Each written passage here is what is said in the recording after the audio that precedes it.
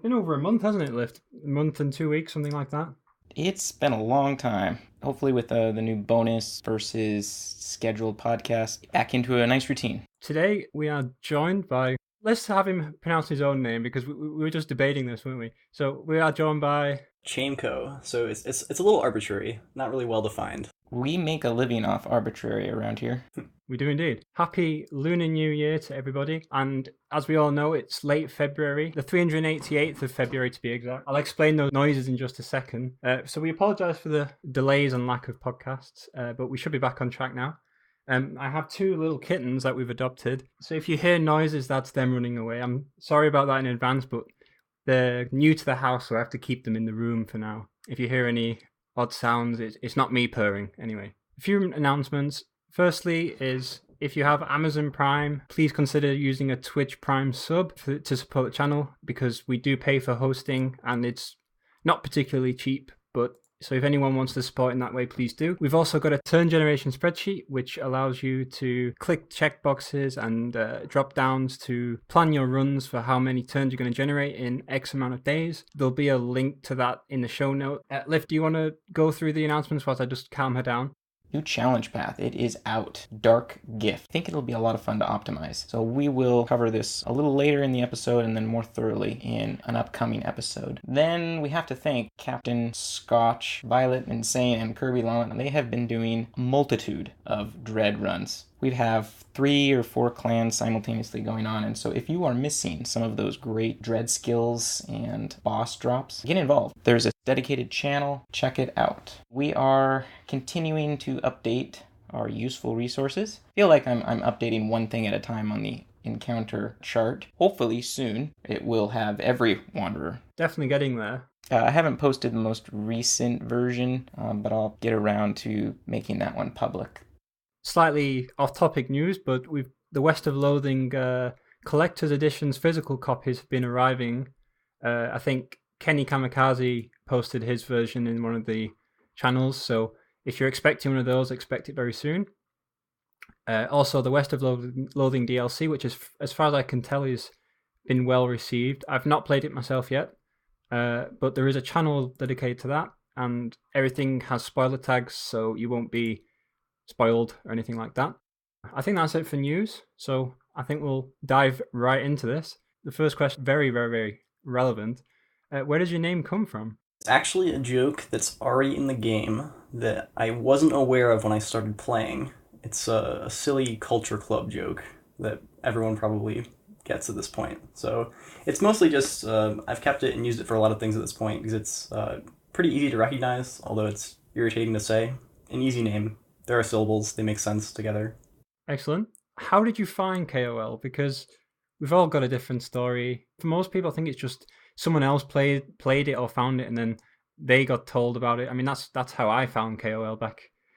I think I started in like 2006. So how did you find KOL? Way back in the day when I was in like middle school, early high school, I was really into NetHack. I imagine a lot of people got into the game a similar way because one of the large NetHack tournaments, DevNull, had a KOL-related challenge for a long time.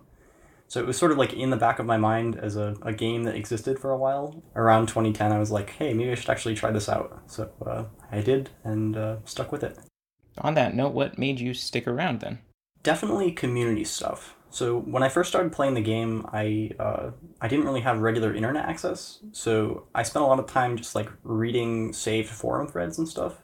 So just like knowing the community was there and like people were like taking the game very seriously and like doing a lot of like detailed analysis. Like I remember looking at like Royal Tombury's forum posts way back in the day was like a big motivation for me to stick with things. Is there anything that Royal Tombury didn't spade back in the day? It was pretty much everything.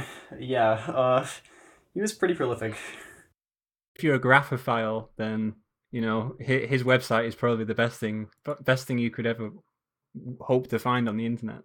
Yeah, I remember particularly being in awe when I think it was when the Panicked Kernel came out, which was pretty shortly after I joined, and there was like really detailed analysis of like a comparison with like the Bandersnatch, which was formerly the best stat familiar, I believe, that you ran for pretty much everything alongside the free runs. It was like a strange and silly thread when I was playing the game for like 3 months and I was seeing all these insane graphs, and I just figured, wow, this is really, really something. It's a shame he's not as active as he once was, because he was definitely one of the top spaders ever, probably. Well, speaking of spading, you've done quite a bit of spading yourself. I don't really know why that's on the billing particularly. I haven't really spaded anything. I guess when new content comes out, I'm generally the one who's dumb enough to throw large amounts of resources at it with for no real benefit. Well, that's the definition of spading, surely. Yeah, that's true. I don't really have rigorous data collection procedures, but like for example, when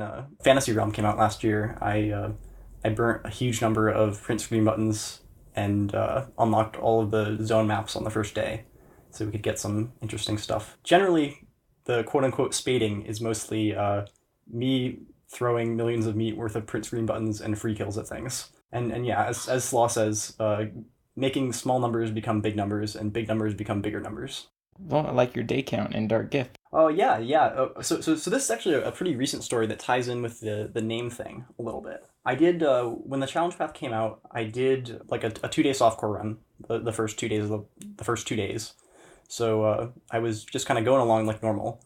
And there was a bug early on where if you beat the hidden temple before you beat Lord Spooky Raven, or the equivalent Castlevania themed monster, you couldn't actually fight Spooky Raven because the hidden temple boss triggered the flag that says, okay, Spooky Raven's done. So you just immediately have access to the summoning chamber, and you wouldn't be able to fight him and wouldn't be able to get the Eye of Ed. So I did that and was sort of soft locked for a little while, and reported the bug or messaged Slaw, and it just sort of went on, and eventually we found out the issue was the power that be thought that my name wasn't a player, it was just one of the funky Castlevania themed monsters that had incorrect flags. So so either way, I now have a pretty cool K-mail from Jick saved forever, where he emails me or K-mails me in Eye of Ed. Could you ask for any more? I wish it would have been. Be a pretty good pull. Yeah. There was that whole. There's a thing for a while where there were pirate fledges in the mall, I think, and it would have been pretty nice to get some similar shenanigans going with Eye of Ed, because that's a pretty big skip. I might be forgetting, Slaw will be able to tell me this, but I think Slaw considered or did actually buy the very last one in the mall for some stunt run recently. Not recently, but half recently. I'm sure he'll attest to that later on. Looks like he did. How did you get into speed Ascension? So we've talked about you actually speeding, but how did you get into that, and how long have you been speeding? When I first started playing, I just read a lot of forum threads. So there were, like, the speed game was different back then, but it still definitely existed. And like players like, I don't know if you pronounce it Stupak2 or S2Pak2, and Darth and people like that.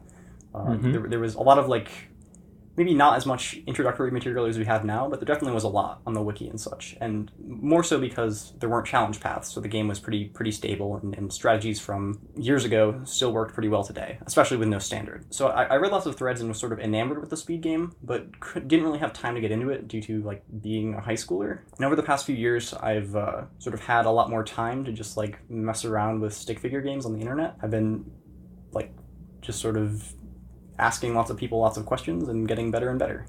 That's basically how it goes. No one is born good at the game, I guess. It's all about learning your mechanics, learning your how to plan your runs and stuff like that, and then it's a progression. Nobody but Lift, of course. It's still a progression. There's progression from lift starting tier to Lift had a jetpack for the initial mountain, but the rest of us can climb with our little. What are those ice? There's a special name for those ice pick things. You know what I'm talking about, like when ice climbers climb big mountains with them. Yeah. Anyway, I'm digressing. Maybe it's just ice picks. Are you thinking of crampons? Those are the things that are on your feet, I think. I'm not sure. Ninja crampons. One of the ninja climbing gear.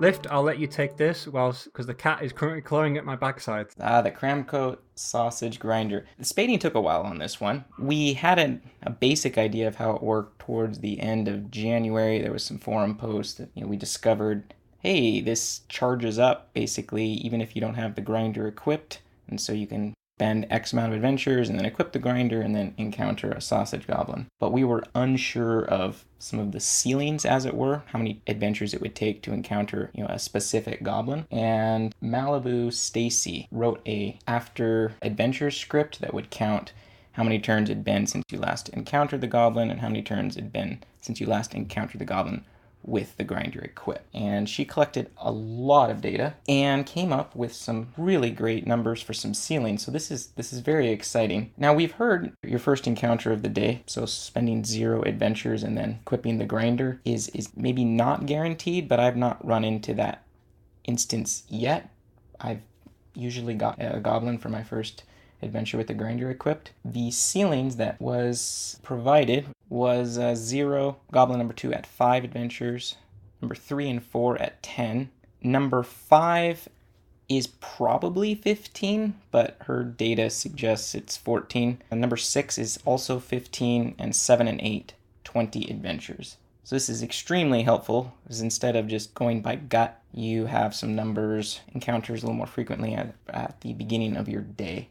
What an amazing item of the month. Yeah, this one was pretty crazy. I don't really, there's a lot of things about this item of the month that I don't really understand related to reception. I felt it seemed straightforward enough, like we didn't know exactly how it worked, but even just equipping it, adventuring in a delay zone. I think on my last hardcore standard run, I encountered 21 total goblins. Problem is after 9 and above, they become really unpredictable. You always have a non-zero chance to get a goblin. Right now we're talking about ceilings, which means when you're absolutely guaranteed to get that goblin, but you can get a goblin any turn that you have the Kramco equipped.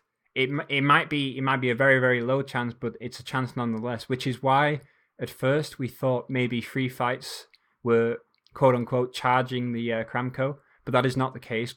Free fights do not increase the chance to get the Kramco, but you have a non-zero chance to get the goblin, which is why it would perhaps seem that way. That I just wanted to slot that in there. So we care about the ceilings because we usually want to have our latte in the offhand, and so the less turns that we attempt to encounter a goblin and potentially spend an adventure in a delay zone, the better our turn count will be.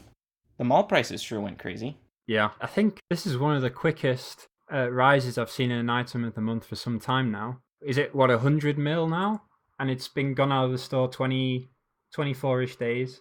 Yeah, I think it's usually the primary driver of mall prices for things that are like assuming equal supply is not Ascension and maybe more meat farming applicability, I think, at this point. This is a weird situation where it seems very underinvested, and also like it's very obviously optimal for like barf farming. Like you get free fights that give you meat, and those also give you more turns. So it just seems really good, and you don't have to use it the whole time. You just use it for like, now that we know, like this spading from Stacy is pretty remarkable in that it directly increases barf MPA because you're just wearing the Kramco for less turns. Basically, this just makes aftercall and runs. It's great for everything, which is it's so surprising to a lot of us here how people didn't really cotton on until after it left the Mr. Store. I used, like a lot of people, I used the Reddit threads of people saying, I don't think this is very good, I'm going to skip this one, as a kind of precursor to like, okay, well, I guess I'm going to invest in this. And I actually had a bunch of Mr. A's I put into the contest that we we're going to have, in summer, and I changed them for Kramcos, and obviously now I've tripled my meat. Good call. More prizes. Not only the free fights are good, but you have that amazing MP restore, and it's also a goblin phylum. With a row bartender, you can get the mixer drops that create the either for the basic, the plus 25% item increase, or the 50% one for the advanced version of the drink. I think the only thing you want to watch out for is when you're using this, at least in run, is pick delay zones that you don't need latte ingredient unlocks from until you have placed, let's say, a voting wanderer in there and got your latte ingredient unlocked. So like the spooky forest or the haunted gallery, things like that. The MP is also a relevant angle, I think. Very much so. So I think before the Kramco, especially with the proton pack going out of standard, MP was maybe more of a concern, but now it's just like you have max in MP in any path where you need sausages. Really useful later in the day when let's say your God Lobster buff has run out and you've used a few gulps from the latte and perhaps your MP pool is much larger. I'd like to just comment on that, Lift. And do you think God Lobster MP is even required anymore because of these sausages? I still used it, partly out of habit, but it's really nice to charge up a large stack of buffs at the beginning of a run. Yeah. Mm-hmm. The little bit at a time, well, little bit in quotes, 40 MP per adventure, that trickle helps allocate the buffs a little easier because my pool is not enormous, especially let's say as a muscle class, and so I'm getting less value out of that. I think you definitely want to still use God Lobster MP just because like your sausage hole is still pretty small early on, right? You want to wait for a while until you have like a decent amount of just like base MP, and then it's also probably worth it, like when you have a stack of like 7 or 8 sausages saved up, to like use some free-ish buffs, right? So Love Potion, for example, that can give you a lot of MP given the right RNG, and like just like random other free stuff like the Proton Pack buff, or that doesn't exist anymore, but similar buffs, yeah, and then just eat them all at once when you have like 700 or so max MP as a muscle class. I did find I was able to run through a lot more Love Potion testing, preparing for the tower tests in my run because I had so much MP at my disposal. Not too many buffs because of primitive alien booze, though. Yeah, that's true, of course, especially in softcore. Mm-hmm, just in case. Oh, so one very last point on Kramco is that, like, because you always have a non-zero chance to get the goblin, it makes a little bit of a dilemma where you don't know whether to run the Kramco and spend turns in a zone hoping you get one early, or you just wait for those kind of ceilings. I mean, obviously, you probably want to do a bit of both, but that will be something to optimize in the future, I feel. Your first 8, I would say wait for the ceiling, because you're going to have enough guesswork with, number 9, 10, 11, so on. And then that way you can time it with bread car banish, heal up the bread car, equip the grinder. If you don't get a sausage goblin, then just use spring-loaded front bumper and try again. Absolutely. What do we all think of the Doctor bag? Over the course of a 2-day run, it's minus 12 turns minimum, because you have 3 free kills and 3 free banishes. Yeah, as Liv says, it's a snowdrop on a stick. Very obviously good. Otoscope's pretty good too. It's just like a 1-turn, 200% item drop buff that I believe we've established it's not boosted by the broken champagne bottle. And Somersaulter just confirmed that that's the case. So champagne does not affect the otoscope, but Squint does. Oh yeah, Astronaut Guy confirmed that, not... Oh, pardon, I always get them confused. In softcore, the free kills mean a lot more, particularly for Eldritch Attunement. In hardcore, do you have a place you're using the free kills right now? Yeah, I don't think I've even had a chance to do a hardcore run beforehand, but nothing really pops to mind. Are there any buffs we care about in hardcore? Not so much. I was trying to run the Crazy Horse in the hopes of getting something really good that I'd want to extend and use free kills then, but that didn't work out. Yeah, like I guess you can always have like generic summer holiday and do shenanigans there. That'll be fun. And nuns aren't a thing anymore, just in case people are wondering, because that's been capped at 1,000 meat. So it used to be the case that before the change to free fight meat drops, you would, in the worst case, you could just use them to extend your inhaler or whatever for the nuns. And nowadays, that's not really an option. When was that? January of 2018? Yeah, I think so. That's like the main collateral damage of that whole change. What do you think of it in the challenge path? In the challenge path, it gives you +1 blood bag, right, which is substantial turn gen, because like you're not filling that organ space otherwise in hardcore at least, and in softcore it's saving you a pull. That seems like just obviously pretty strong, like just plus 23 turns a day. And then the banishes all sort of work together. You just have so many banishes in the challenge path, it's kind of hard to even use them all. So. And yeah, the otoscope buff is pretty powerful, especially with you can cap a lot of stuff in the challenge path due to the Chad span. Well, also you can permanently upgrade your bag, so it starts with +10 max HP, and then as soon as you open it, it jumps up to +15. Yeah, I think that's how it is. And you can upgrade this after 35 quests total. So 7 upgrades, you can max it out at plus 50 HP and 11 to 14 HP regen per adventure. Mm-hmm. And that means per adventure, so it takes a turn. So free fights don't trigger that regen. Yeah, I think this is mostly just sort of a fun side thing. Even in the path, it's not incredibly useful. It gives you a little bit of survivability when you don't have like everything yet and you want to kind of push some skills in. But once you have 23 of the path upgrade currency thing, it's not too big of a deal. I think the upgrades are more for fun than anything else. And it's one of those accessories where you don't have to just keep it on, whether you're in the path or in standard. When you know you're in a zone that you're going to need that extra 200% or a free kill, just equip it, use it, and then switch to something else. Yeah, for sure. The accessory slot's pretty overloaded with like Bastille and KGB, and if you're a Moxie class, the love thing. So it's pretty nice to be able to just have that flexibility. Well, and the Astro Belt and Mask potentially as well. Yeah, for sure. It's a good item of the month. Cham, did you say that the upgrade wasn't too relevant for the challenge path? So in my experience, I went right ahead and bought 20 of the buckets or whatever they're called, the upgrades. And I haven't really been having HP issues. You can save a lot of there's a lot of skills you definitely don't have to buy, and even like having stuff that's like kind of marginal all the time, like the misform, for example, or like spectral awareness and things like that. If you just skip out on like the early combat skills, except for like the obvious good ones, like the Savage Bite, I think it is, and Chill of the Tomb, you still have like a lot of HP.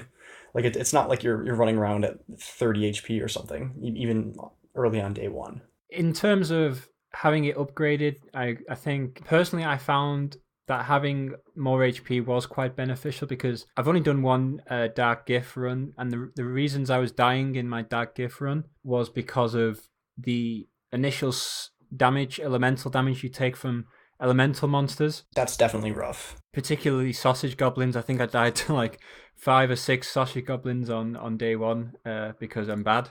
But there you go.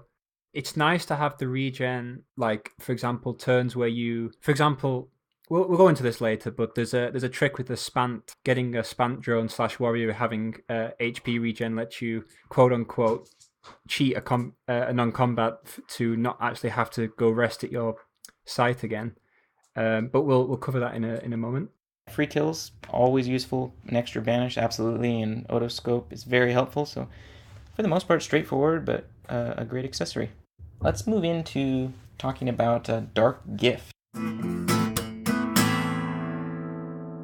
I haven't had a chance to play it yet, but Chameco, you have. What are your first impressions? I think this is kind of the path people have been waiting for the past 2 years-ish, since License to Adventure. Kind of has it all. It's very fast. There are a lot of very powerful skills.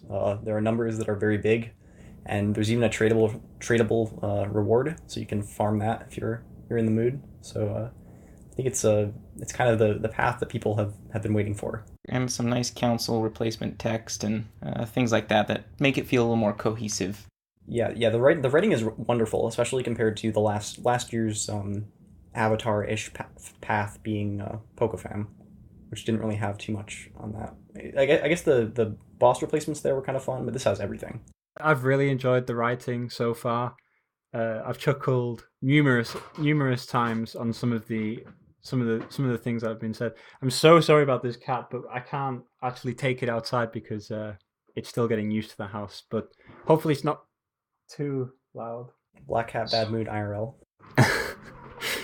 Anyway, so yeah, it's been very well received and for good reasons. It's got a unique mechanic in that we might have talked about this. Like skills cost HP to use rather than you don't actually have MP at all. Have we touched on this at all? We have now. Okay, excellent. The skill buckets give you plus 20 max HP, up to a maximum of 23 buckets or 460 HP. Does completing a softcore run give you plus 10 HP and then completing a hardcore and then plus 40 for hardcore? Yep. Okay. You would have to do quick maths. You'd have to do 12 hardcore runs or 23 softcore runs to get all the upgrades. One thing to mention is that muscle for HP only counts if it's true muscle, so buff muscle does not give you more HP. You can't heal through anything but HP regen, so that's why the Doctor's Bag is quite good. A skill called Dark Feast, which basically lets you nom the monster that you're fighting if it's under a certain threshold, and also resting at your coffin, which is either you rest at your coffin if you've lost a combat. So a bit like, I think Ed was like this, where if you lose a combat, you retire to your sarcophagus or whatever it is. Yeah, you enter the underworld. Yeah, but in this case, you have to either lose the combat. You can't return to the combat is the big difference there. And if you lose a combat, you lose that turn, obviously, and then you can rest for, I think, it doesn't cost you 2 turns, so like you lose the combat and then you rest. It doesn't cost you a turn, but if you want to just rest to get your HP back, it will cost you a turn. So if you're ever in a spot where you're likely to die in the next combat, you can always go in a zone which burns delay. You don't get the stats or the items, but at least it's not a completely wasted turn. It's also important to note maybe that there are 2 more ways to heal. You can just use blood bags, which are probably not what you want to be doing, but in a real pinch, when you're not worried about turn gen, that's a thing. After Dr. Awkward in like softcore, for example, softcore 2 day. And you can also, as someone mentioned, you can use the skill bucket upgrades, which also they'll heal you for 20 HP. Also, they'll like fill up what they're giving you. And if you've already used 23, you can't actually do it, right? So yeah. But there you go. So, something to keep in mind. It's a bit like, if you've never used your workshed item, you can pull it for free and have 2 workshed items for exactly one run or something like that. That's a level of, what was it, stick dabbery that we do condone it, but we're not going to talk about it. So like Cham just said, you can get up to 8 bags per day. You only have 5 stomach and 4 liver, so you actually need 10 to nightcap. This is where dieting pills come in very handy, which explains why they're like, last time I looked, 30k in the mall. I'm not sure how much they cost now, actually. I'm going to have a quick look. 15k, so people have thought, well, this doesn't make sense, and they've farmed them up, and then now they've halved in price, but still. So dieting pills are very, very good. Let's talk about ensorcel. Cham, have you got any comments on this? Yeah, I think mostly just the standard stuff people have been talking about, so large plants and large bugs. Plants are maybe less interesting because I think it's especially, I think people are going gnome now to get the garbage shirt, which makes the power level in crunch a little less bad. So bugs are really where it's at, and your options are really wishing for a black crayon beetle, maybe it is, which is a scaling bug, or going to the space gate and getting a large span, which is bigger than the scaling bug most of the time in run. Go over that in a bit more detail. We've got, I found goblin to be very, very nice, especially when you're leveling at the start with lots of monster level. The goblin basically blocks your first attack. Is it like those mesmerized contact lenses? They block the first attack, right? Yeah, or the new blood bubble. Oh yeah, that sounds like a really cool skill to have in run. So you can't actually use it in run, I think. I mean standard at least. So goblins block the first attack. So a good place to obviously get that is in the Cob's Knob, because it burns a delay. Using Ensorcel is like a free runaway, so it ends the combat without items, meat, or stats, but it doesn't cost you a turn, so that's quite nice. This Cannon Fire's moment right here is that Angry Snakes are optimal for this path because they are a scaling beast, and scaling beasts give up to 300% meat at a rate of monster level divided by 2.5. So that means at 750 Moxie, your Angry Snakes, unironically optimal for the Nun's quest, so plus 300% meat is nothing to bat your eyes at. Your other beast options are probably the Tumasp or the Taco Cat. At first I thought the Litty Kitty, but actually the Litty Kitty is undead and not a beast, so, TIL, I guess. In a similar vein, like we've talked about the Black Crayon Beetle and the Spant Drone, they give up to 300% item drop, which is monster level divided by 5, so you need 1500 monster level to get the full 300%. Going for Spants is tricky, and not necessarily the best thing to do, but there are some planets that have like only spant combats and maximum number of skippable non-combats, which are which are Z and then 6 W's, W, and then Z. I'll just type these in chat. I'm not going to read this out. But those are not. They're a little bit tricky to use because you get beaten up after the combats and after the non-combats because of the elemental damage that comes with the Z planets. So you need some luck and you need some planning. But it does save you a wish, so that's the main boon. Also, the Spant Warrior is basically, on a Z planet, is plus 624 monster level because you get plus 24 monster level for each letter of the alphabet. So there's 26 letters in the alphabet, obviously. Times 24 is 624, so you only need 1500 take 624 to get the biggest plus item drop.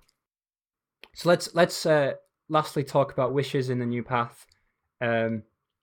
Notable wishes are the Naughty Sorority Nurse, which is, we've actually just spaded, very, very many thanks to Monkey Man 200 for spading this for us. It's 2 Goals Garters, one is 25% base and the other is 20% base, which means you only need 400% to get them both. The wiki currently thinks you need 567%, so that's actually a decent. You don't need to use the champagne for that anymore, I believe. I think we can hit 400. The spam will take you there with your passive, and also Flock of Bats form if you need it. So you have a ton of passive item drop on the path. Depends on when you're doing it, of course, because you might want the garters to power level before you get the spam. Exactly. This is why the path is so much fun at the moment, is because routing is totally up in the air. No one knows when and if you should be doing what. So that's why. I mean, I've got some routing ideas, but I'll make them public as soon as I've written something up. Also, an Amarang is very nice for this wish because obviously you get 2 Goals Garters, which makes 2 of the 23 turn blood sponge cake things, and then the Amarang gives you another 2. Also, you can put it in delay zone as usual. There's also possibly the Blackberry Bush, which is slightly worse than the sorority food, but it gives you 3 instead of 2, which is quite nice. I think, is it plus 20 instead of plus 23 for that one? It's the second best, I believe. Yeah, they're arranged by tier based on the quest you get them in, I think. It's something like that. So like the Blackberry is the level 11 quest food item, so I think it's just like 1 tier down from 11 plus 3N, is it?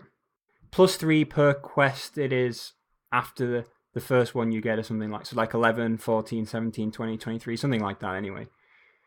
So the Blackberry Bush is nice because you get 3 rather than 2, but it's not quite as good as the Gold Garters.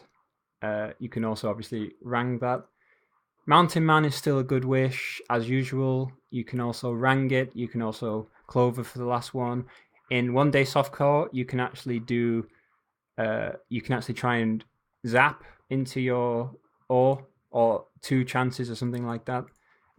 So that's something to keep in mind. Black Crayon Beetle, obviously, for the plus item and Ensorcel. Blooper, maybe, for the sniff.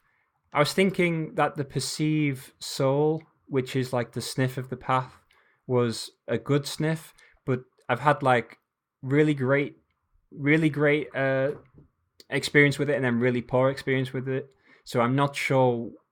Because someone was talking about in the Discord that potentially it has the benefit of removing the rejection, but does not have the added copies like Olfaction. But we need to test it. It's definitely not as good as Olfaction. At first I was thinking it doesn't have rejection, but it's not really the best data point because obviously the 8-bit realm has like 1 billion monsters. So I was getting either really unlucky, or it doesn't take away rejection, or both of those. I don't know, but yeah, it's hard to say at the moment what it actually does, but I'm sure that'll be spaded soon enough. Last few wishes that I can think of is probably G12, which is the serum of G12 or whatever it's called, which gives you like some huge. Are you talking about G9? Oh, G9, sorry, Okay. not G12. The G9 buff, which gives you plus like 1 billion to your stats so that you can power level quicker. Because this path is all about getting to level 12 in hardcore so that you can get the best food and booze. At least at the moment where you need that turn gen. Possibly by May we won't need as much turn gen, so it won't matter as much, but something to keep in mind. Because the best food and booze is in the level 12 quest with the Monster energy beverage and also the carbonated soy milk and obviously the Gorsgarten filthy poultices. There's also a skeletal sommelier wish, which is a 50-50 chance because there's 2 monsters with the same name. I've actually asked a podcast question to try and get that to either not be a thing at all or to have it so you can actually wish for things with the same name with certainty. But just not really because it matters all that much now, but in future times it might matter to the extent where we really want it to be determinable. That's risky and not recommended, but it's there. And then finally, the Orcish frat boy spy, which is basically 30% outfit drops in the war. Okay, I think that covers DG for now. We'll go into this in more detail in another episode. Lift, do you want to take us into the Shen/protestor stuff whilst I get this cat off the desk?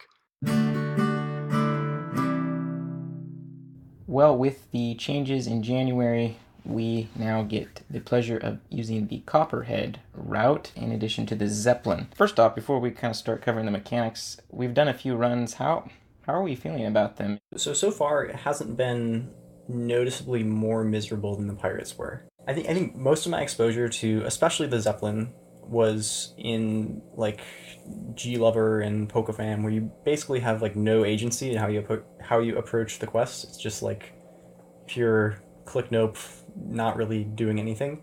But here you can make it go really fast.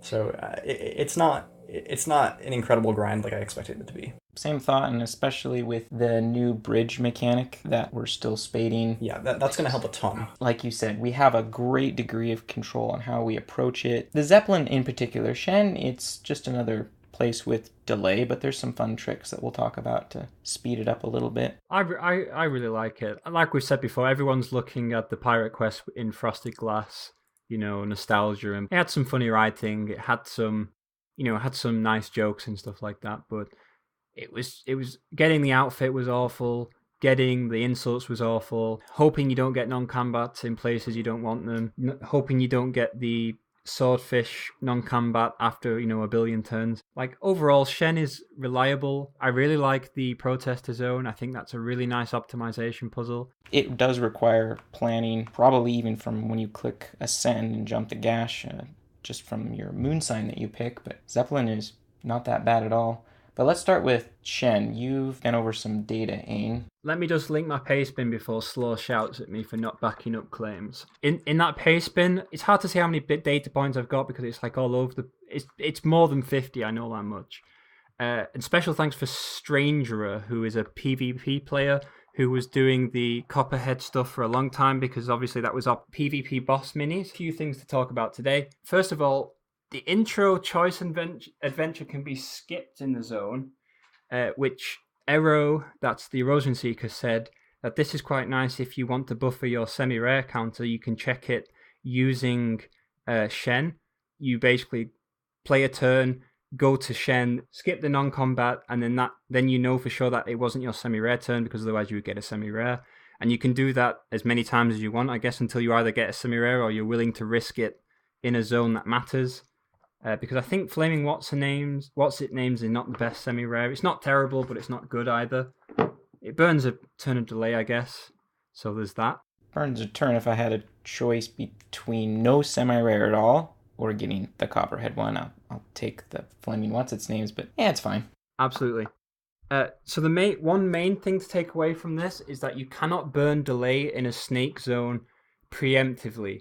So I'm going to explain what I mean by that and why that is. So the Shen introduction choice adventure sets the flag for the first snake. So you talk to Shen after you accept his quest, and then you can burn delay and fight that snake. before that point, you can't burn any delay, so any turn spent in that zone is a wasted turns. Once you've killed that snake, you can then burn delay in the next snake zone. So before you actually talk to Shen, you can burn delay, but you won't ever encounter that snake. So to clarify, if you kill snake N, then spend the ceiling of delay turns -1. -1 because obviously the snake appears on that last turn. The snake appears on a max of on turn 6. So that means you can spend up to 5 turns of delay, but it can also happen after, I believe, 3 turns. So this isn't necessarily the best course of action, but it's something. You kill snake N, and then you can spend up to 3 to 5 turns in snake zone N+1, and you won't get the snake, but the delay will be gone. I hope that makes sense, because I feel like I might have butchered that explanation. Is there a reason why that is beneficial, pre-burning the delay? So one thing this is interesting for is in softcore with Eldritch Attunement, it lets you get more continuous turns of delay zones without non-combats in between. That is an excellent point, yes. So it's a potential consideration, and it makes it like, I don't think it like, it's still like definitely probably worse to start Shen on day 1. It's a consideration if other things come along in the future that make you want to do that, right? Because you could start Shen day 1, don't do anything with it, get all your attunement up roll over both days. Then you have the delay until the next Shen in the Shen zone. You have one snake, and then after that snake you have the other snake. If it does work the way that it seems to work, that's potentially like some fraction of a turn. 1 day runs, this is relevant, but I am definitely leaning toward the snakes that are assigned on day 2. Absolutely, day 2. Day 3 snakes are actually the best, but that means doing 3-day runs. Let's talk about the monsters in the actual Copperhead, allocate banishes, and what we're looking for while we're adventuring there. Well, right off the bat, Fan Dancer, probably using a banish on this. You either banish it or you hope for a Q banish. And by Q banish, I mean you fight one and hope you don't get it again because it's then under the rejection chance. Or you could do the same thing with Macrometeorite. Right.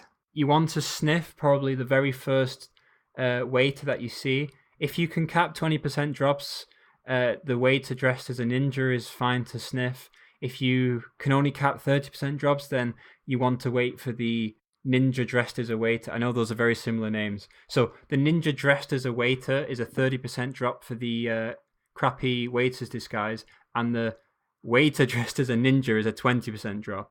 So obviously we want the higher drop rate if possible. Those disguises give you a super likely on your next turn in the zone, which allows you to do a multitude of things. One notable thing is that it lets you set your unnamed drinks on fire to make flaming what's-its names for the protesters. Oh, and the choice encounter does not take a turn, which is also very nice.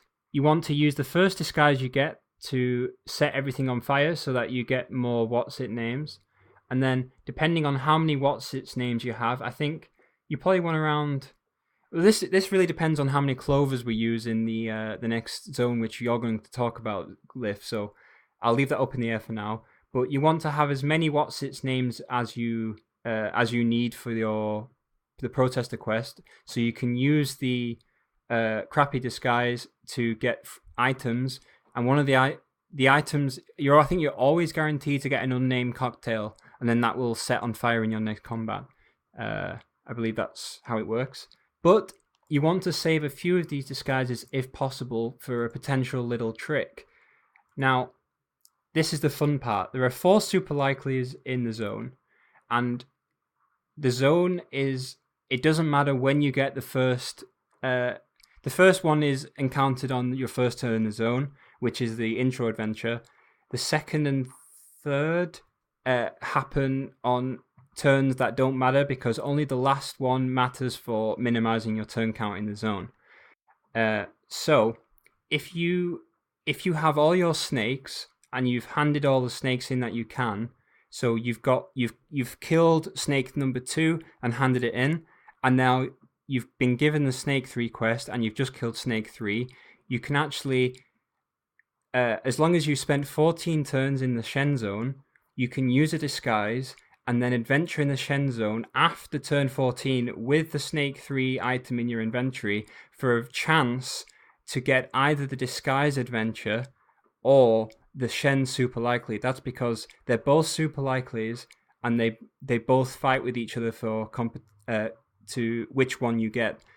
The Disguise Super Likely is 100% likelihood, and the Shen Super Likely, I'm not sure what it is. It's 25 to 50% chance, maybe 75% chance. I don't know. It's really hard to spade what kind of chance it is, but it's definitely not 100% chance, I can tell you that much. So depending on how the super likelies interact with each other, you have a chance to get the Shen Super Likely instead of the Disguise Super Likely for free, which is essentially a buffer. I know this is quite complicated, but I will paste this, what I have here. And a net result of 1 turn saved. So if you don't care about that, yeah, don't worry about it. So it's effectively like free running until you get the super likely effectively. Yeah, something like that.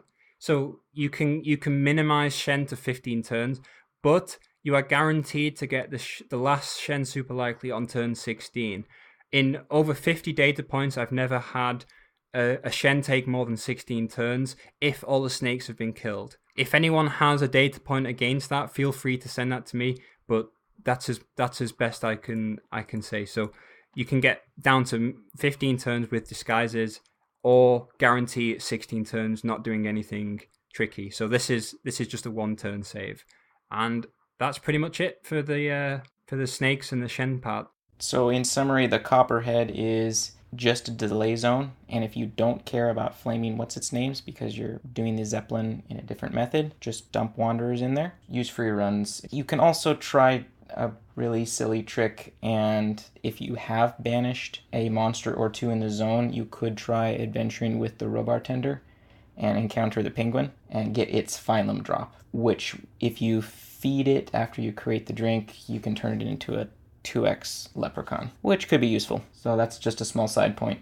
But let's talk about the snake. On day 2, the first one appears in the Smut Orc camp. Second one is the very unquiet Graves. Garbs, excuse me, I mispronounced its misspelling. Terrible. And the third one's the Hole in the Sky. And so since you're going to be spending some turns in hardcore in the Smut Orc camp, perfectly fine zone. The Garbs, free runs, and Hole in the Sky, since you'll be there for your star key. It definitely makes it less attractive to do the thing where you I guess Digitize has sort of ruined this already. It's definitely not a thing to copy skin flutes anymore and pull a star chart. Being forced to do Copperhead definitely incentivizes actually going to the Hole in the Sky. Very, very last point is that when people actually did the math, I think it was A. Sawyer and I forget who it was. It was like a month ago now. The Hole in the Sky versus the top floor of the castle was actually much, much closer than you'd believe. To the extent where top floor actually isn't all that bad. At being a snake, that is. It's something like you have an 80 to 90% chance to get both non-combats by the time that you have the snake. It's something like that. So you actually save 2 stench jellies there, essentially. I can't. This is half conjecture, half actual math, so I'll try and get that in the show notes later. So Lift, bring us into the protester quest. This area is fun, and it's a great use for clovers. And the semi-rare encounter and the clover encounter, they are exactly the same. And what it allows you to do is pick which non-combat you would like to see. Normally, if you were adventuring there and you're running minus combat, you would get one of 3. One of them removes protesters with the flaming what's-its-names. The other is based on the amount of sleaze damage you have, and the other is based on Leonard gear, and if you have it, the Leonard Musk. So what this means is, provided you can hit certain thresholds of sleaze damage, you could potentially finish the zone in 4 turns in softcore or 5 turns in hardcore. And we can actually accomplish this with sleaze damage and a wish.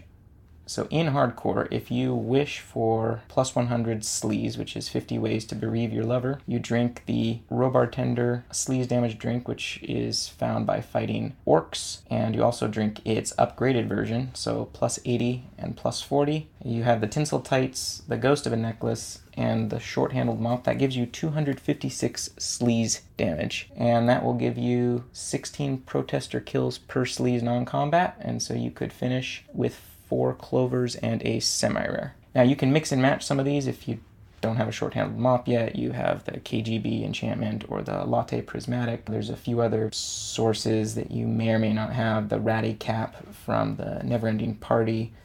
I think the Frat Warrior fatigues also have some sleaze damage associated with it. Lift, there's a scheduled non-combat in that zone, right? Ooh, Philemon found it. I think it was 7? Yeah, I think it's 7 turns. Does that happen if you don't encounter another non-combat, or does it happen either way? Great question.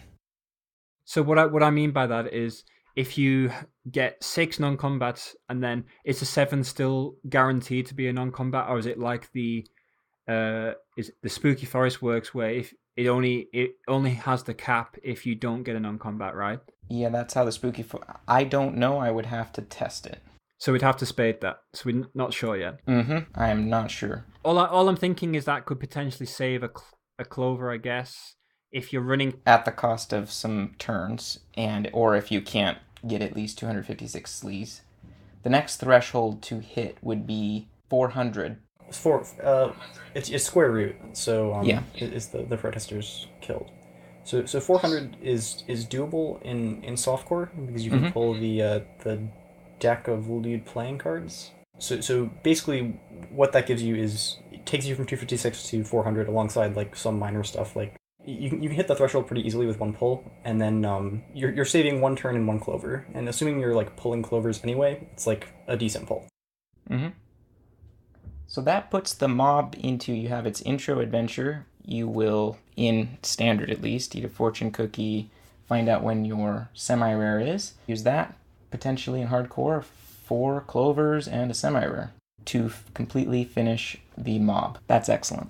Lift, how can we guarantee a orc sleaze drink in hardcore? In hardcore is pretty easy because you're going to be in the smut orc zone. It's debatable in hardcore whether you want to use your guaranteed phylum drop on your 151 calculate the universe. I think you might have better priority since you're going to be spending a number of turns getting bridge parts. That's a good point. Cham, what have you been using your guaranteed robar drop on? I've just been doing it in the orcs for sleaze damage. Really? Okay, so the meat and item wasn't as relevant. That's a very lazy choice, though, so definitely up to a lot of consideration.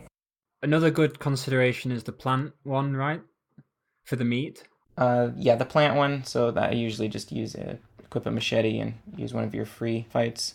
The goblins is your other high priority. I think I only drank 1 or 2 on my last run, but I could have done some better routing. After we've killed all the protesters with lots and lots of dirty jokes, what happens? We get to the Zeppelin proper. It's got this fantastic item. So there is the butler, the red butler. Definitely olfact and whatever copy mechanics you have access to. So the Galapagosian mating call or the offer latte. You need 234% item, and a Glark cable will free kill encounters in the Zeppelin up to 5 times. So ideally, you will banish the red snapper and the red herring and olfact the butler. So you'll spend 1 turn fighting the butler and then chain Glark cables and finish the zone in like 2 or 3 turns. My last run, I had 1 encounter with the man with red buttons. I had 1 banish and the encounter with Ron. So total of 3 turns. That's how you get your Copperhead charm thing. It's rather fun. I love the quest. I think hopefully people, especially after this orc change, and this orc change is so good. It's very good, yes. Like, it's so well designed in terms of it's got like these fun, intricate mechanics that we're still spading. It makes the Zeppelin clover choice. Cham, we were talking about that earlier. We are way more likely to spend our clovers in Zeppelin, correct? Clovers and Zeppelin seem like the obvious choice now. Before it was kind of up in the air whether you threw them at the bridge parts or threw them at Zeppelin, but now it's pretty clear. It was really complicated to decide where to spend the clovers. A nightmare. To the extent where people were making simulations of the zone to figure out whether or not we should do this, and even then it wasn't completely transparent. Anyway, the new change. Do we want to touch on the new bridge mechanic, or do we want to talk about that next time when we have more accurate information? Let's go with some user questions, and then if we can, I think one of the user questions actually asks about it, so maybe. So first of all, I also wanted to mention something that King Bobson mentioned, which is if you're a new player, he wants to just mention that like the older players complain about the last, because I think Cham was saying how the last year of challenge paths were not up to the standard he expected, which I think is a consensus among older players, just because we're used to the great content that the powers that be can actually offer. To some extent, the last challenge paths have not been in the same tier, I guess, as the older ones. It's not that they're bad, it's just that they're not as good, and people always want better, not like if something doesn't seem quite as good as something was before, then people get angry, right? It doesn't matter how much of a disparity there is. So it's not that they were bad, it's just that Dark Gyffte is a full path and it's great. So it's really nice to see that. It's also interesting, Dark Gyffte doesn't really have the avatar path syndrome, I guess. So, like, going back and playing old avatar paths, like, it often feels like they feel like they all have a banish. They have like similar-ish skills. Like, there's obviously a lot of variation. Like, that's hugely oversimplifying things.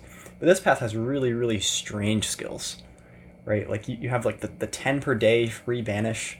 You have the buff stat equalizers. You have like these huge stat buffs. It's just very it's sort of refreshing to have a like you feel like we've already seen like 1 day softcore Dark Gyffte runs come out from Bobson, and like we're not seeing 1 day softcore in standard, right? Like I think standard bearer Exactly. usually does a run at the start of every year didn't get it this year. So it's interesting to see like an avatar path that you have tools that are substantially more powerful than maybe the tools you have in standard. You have better turn gen. You have just a lot of interesting options. A much faster progression as well. And who would have thought like a path where wishing for a naughty sorority nurse / wishing for a black crayon beetle Yeah. are things that would be optimal. Like it's a completely new take on the standard path, and it's I'm loving it. It's great. And people getting zap wands again, having to get the zap wand for 1 day. It's wild. It's way back to it's a blast to the past. It is.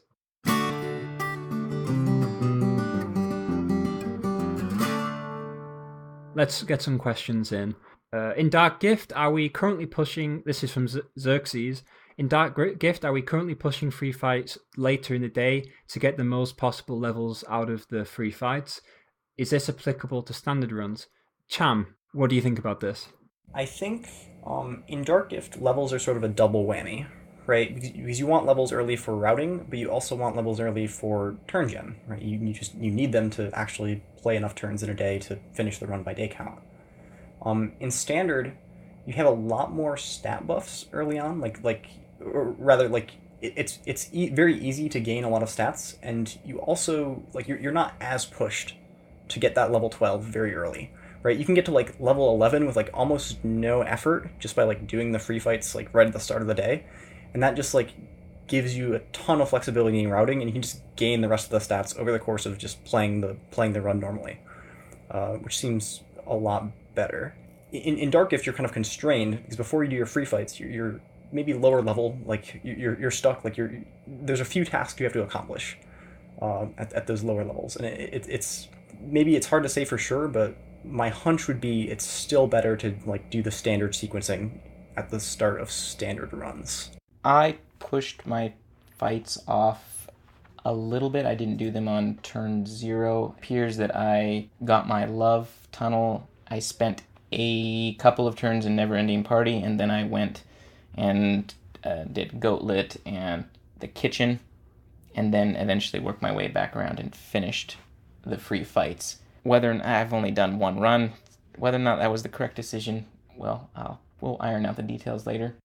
Was the NEP for a little bit of early meat? It was for some stats in meat, a zone to use a bread carb banish. So I think that was my goal. It's like, okay, I'll hit level 8, banish one of the goats, and move on. So what I found from Dark Gyffte is that if you push your free fights back to around level 9, as Cham kind of talked about, the best food and booze is all available at level 12. And if you want to hit turn count in hardcore, you need to be taking that 23 per organ food and booze. Otherwise, you don't generate the turns to be able to do it. So at the moment, I feel like you have two obstacles. One is that obviously you have no torso awareness.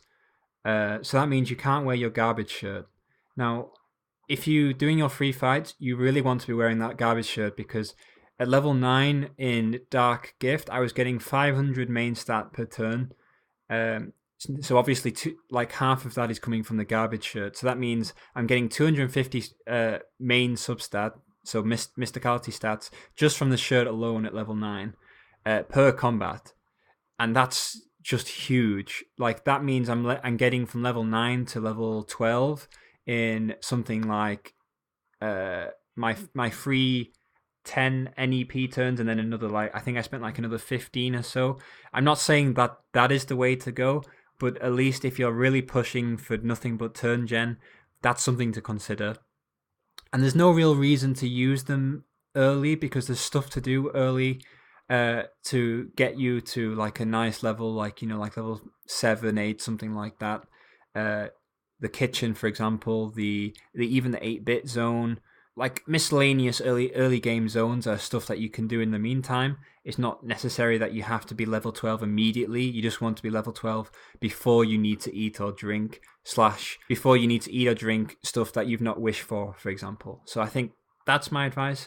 But this is all subject to change, as the path unfolds, as people do more runs, as routing also becomes more solidified. But for now, I'd say standard, you want to do it early-ish. In Dark Gyffte, I would say you want to do it a little bit later, possibly, but it does depend. There was one question about importance of clovers. Is Marmot still valuable? And I think so in standard. I'm not so sure in Dark Gyffte.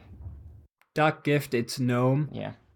Because the torso awareness is so powerful with the garbage shirt, and also especially now with the Orc Chasm change, you don't need as many clovers.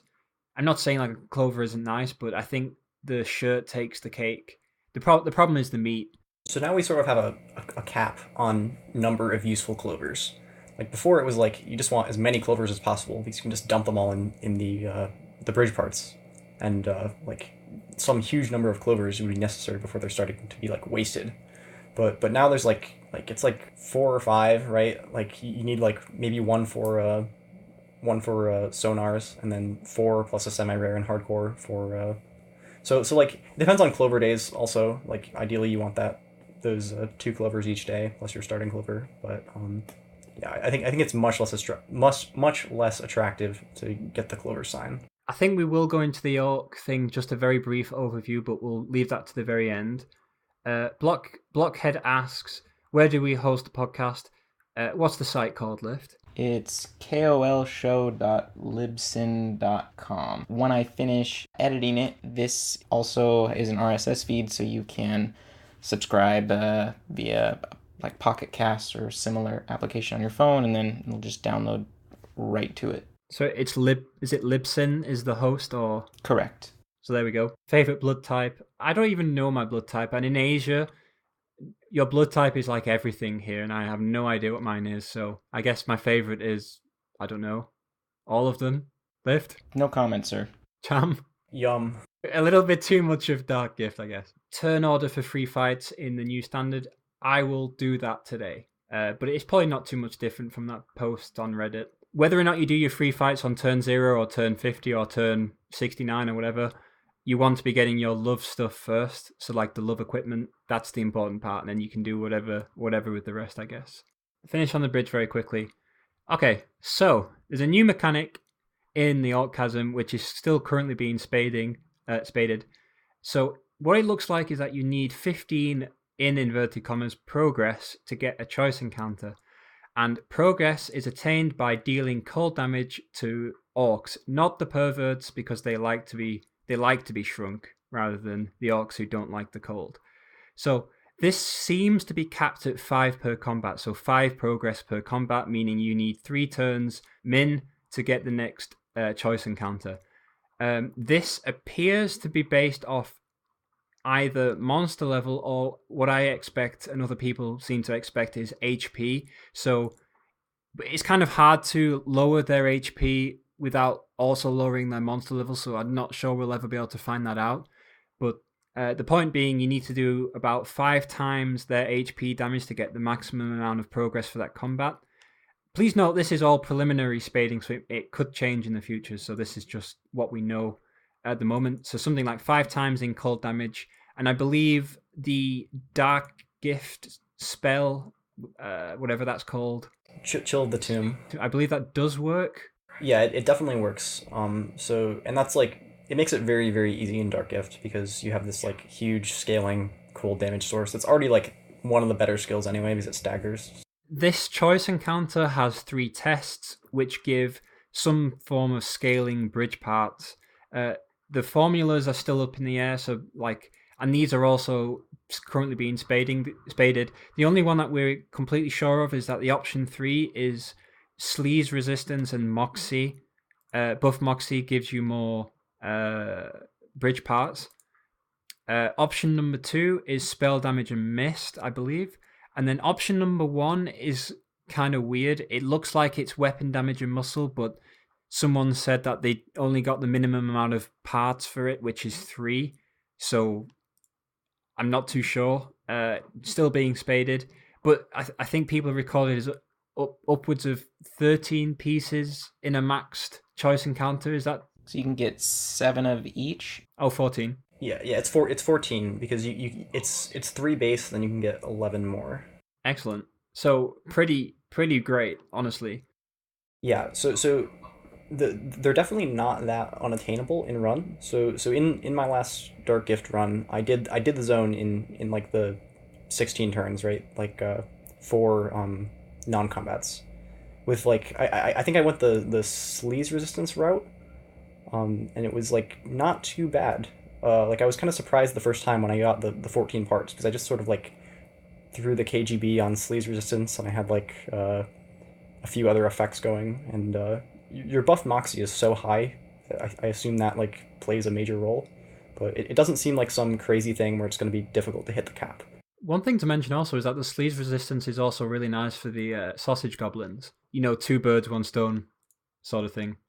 Cham, thank you ever so much for joining us. I'm sure we'll have you back again. Yeah, it was wonderful. Thank you. Cham, thank you again for coming on. That was nice to have you. Yeah, some really, really great content from you. We're going to go into hardcore IRL and talking about the podcast. Sounds good. Thank you all for tuning in and listening. Thanks, everybody.